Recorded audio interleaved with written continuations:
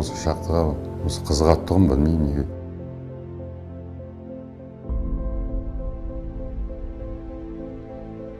Осы күллі жігіттерді осы учаскеде асырап отқан нанымыз осы каретаның арқасында.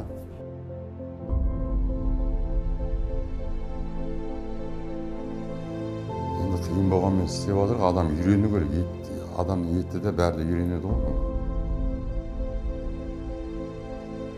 Менің еңбек жолым осы 39 жылға кетті деп отырмын ғой.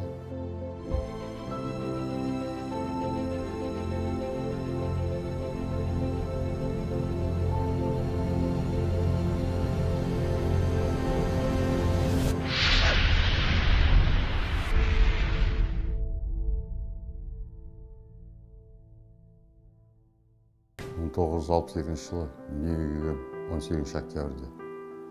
Туған жерім негізі Қарсақбай кенті, бірақ Магдың жезі деп жазылған. 7 ағайындымыз, енді үлкен ағамыз осы шақта істеген бәлем 40 жылдай. Сол 1984 жылдан бастап осы шақта еңбек етемін. Бұрғылаушы болып істеймін. Негізі бүрішік дейді ғой, бүрішік бұру. Содан бері істеп келатырмын, әлі осы күнге дейін. Құдайға шүкір дейміз. Армиядан келген жыл осы шақтыға осы қызығады тұғым білмеймін неге екенін. Өзі мына 4-ші елді мекен дегеніміз мына шақтың маңайында тұрғанбыз осы жақын жерде. Сол шақтыда көбіне көресің ғой, мал жайып шығамыз бері қарай. Қой жайғанда шахтерларды көреміз, осы вспомогательный дейді мына кезде.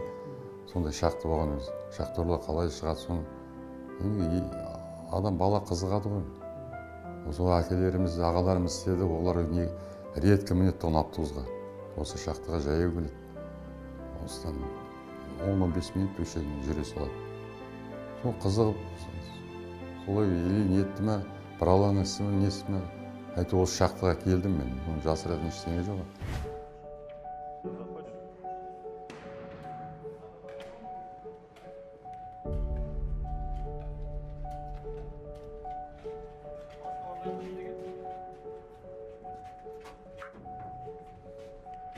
Ол кезде еске алсақ, енді қазіргідей емес, қазір технологияның бәрі басқаша ғой, бұрын заман басқа болған, ол Союздың кезінде. Бұндай помощник болған жоқ. Жалғыздан жүреміз, ол кезде мынандай электричество емес, ол кезде немен воздухпен бұрылаймыз. Ол кезде шланга отдельно тартасың, воздух тікен, суда отдельно тартасың, кабель, световой кабеліңді отдельно тартасың. Ол учаскеде 4 каретадан болған, 4 бригада отдельно. Ол кездегі басқа енді. Енді менің ұстазым ол өмірден өтті, Жұмаев Жоламан деген болған.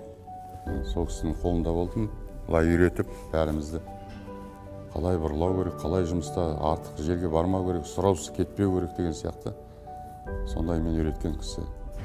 Енді ол кісілердің істеген жұмыстарын бала кезімде мен көргенде өзім таңғалаттым. Ол кісілер кәдімгідей, мынау кальсоны дейді ғой, шешініп тастап істегендерін өзі мына білектерін түріп алып жұмыс солай істейді. Ол кезде шүстірламен бұрыладық.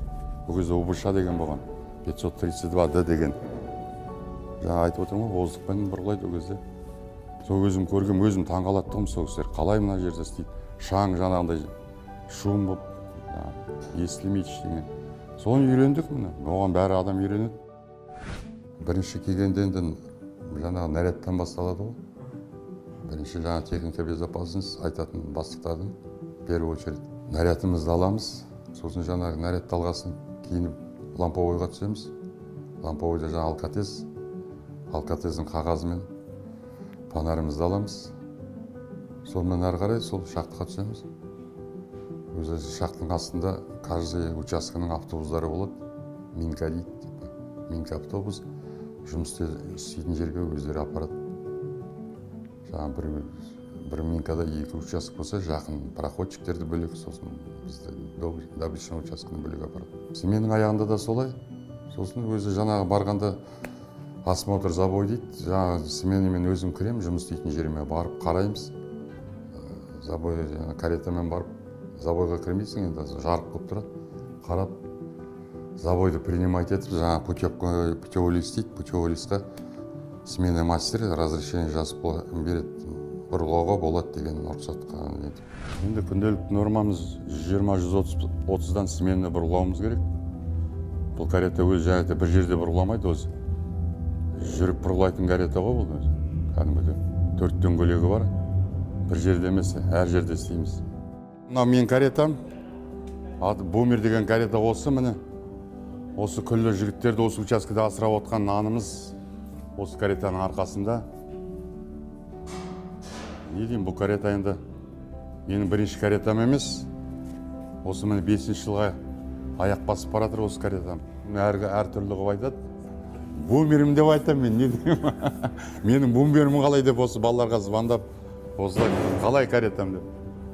Енді еркелетеміз ғой, тек өзі қалай жер бетінде машинаңды қалай қарайсың, осы жер астында да каретам солай қарай.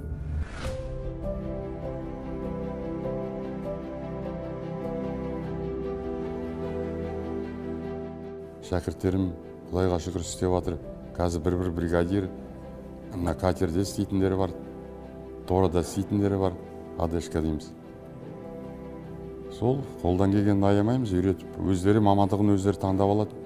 Өзінің қолынан өткен шәкірттері, мысалға мен білетінім, қазір біздің кеңіштің бас инженері осы біздің Дүйсекенің шәкіртінде болған азамат сол кісі. Дүйсекеден шәкірт алған азаматтар проходкада жүр, бригадир болып, біз секілді добычный участоктерде де бар, бригадир болып қызмет жасап жатыр.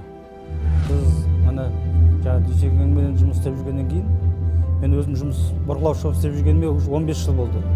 Бірақ енді Дүйсекеннің стажы көп, бұрыннан бері істеп жатқан, осы уақытта әлі күнге дейін ол кісіден көмегімізді сұраймыз. Келіп жатқан жастардың адамның өзімен көзінен көремін.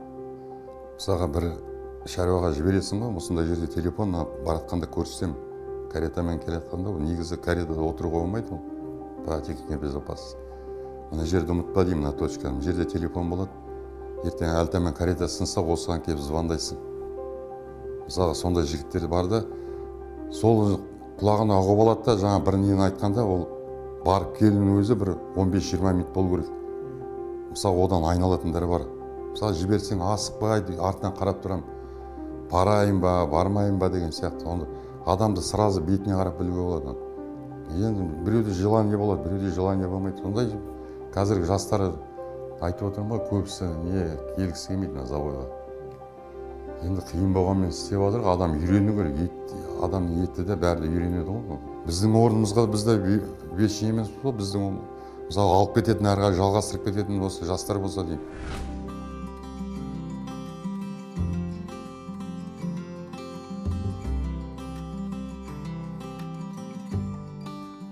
Отбасым 4 балам бар, 2 үлкен қыз.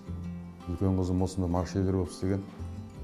Қазір несімен ауысып, по семейным обстоятельствам, қазір Нұрқазғанда. Енді кіші 2 ұлым осында, осы рудниктегі. Үлкен ұлым осыдан травма алып, бұдан 5 жыл бұрын. Қазір жер бетінде сояды. Кіші ұлым осында істеп жатыр, электрик болып. Осы Южный рудникте. Менің әйелім есімін айтып кетейін. Жанат Жақаевна Әбішева. Сол кісінің арқасы ғой, былай шынын айтқанда. Енді өзім бала сияқты қарайды да бәрімізге, біз еркектер сондаймыз ғой. Уақытында дәрісін ішеміз, уақытында витамин дейді. Шыны керек, сол әйелім арқасында осындай дәрежеге жетіп отқаным. Дүйсекем шахтаға барғанда сол кісінің амандығын тілеп отырам, үйде отырып. Сол кісі аман есен барса екен, оңай емес 60-қа келіп шахта жүру. Оңтүстік Жезқазған кенішінде өзіміздің үйіміз сияқты жер, Южный руднигіміз. Сол жердің амандығын тілеп отырамыз біз әйел адам. Сол ошақтың қасы сияқтымыз жаңағы. Әрқашанда солардың шахтерларымыз аман есен шахтаға барып, аман есен келсе екен деп уайымдап солар үшін. Үйде қалсақ солардың тілеуін тілеп, Құдайдан сұрап күні түні. Сол кісілердің тек қана амандығын тілейміз. Енді біз әйел адам өзі сондай халықпыз.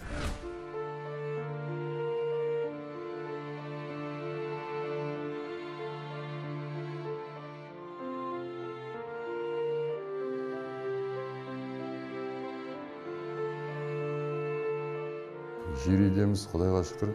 Үйдің маңайында огород бар, шамалы, кішігірім.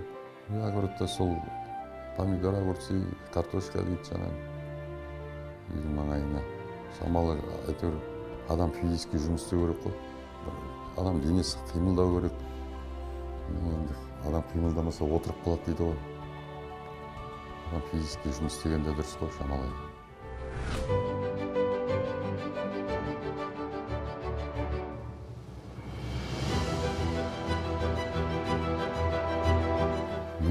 Менің еңбек жолым осы 39 жылға кетті деп отырмын ғой.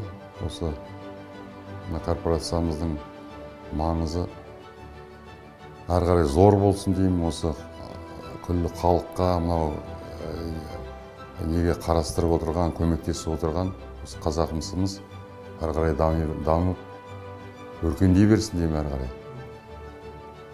Тағы бір сұрайтыным осы шақтың астында бәленбай осы еңбек етіп келе жатқан мына зейнетке шығатын нені қарастырса деймін. Бір 55 жастан 60-қа келген де бар, келмейтіндер де бар. 60 жүрген жер астындағы шахтерларға өте ауыр төмендетіп түсіріп бір 55 жастан қылса екен деймін.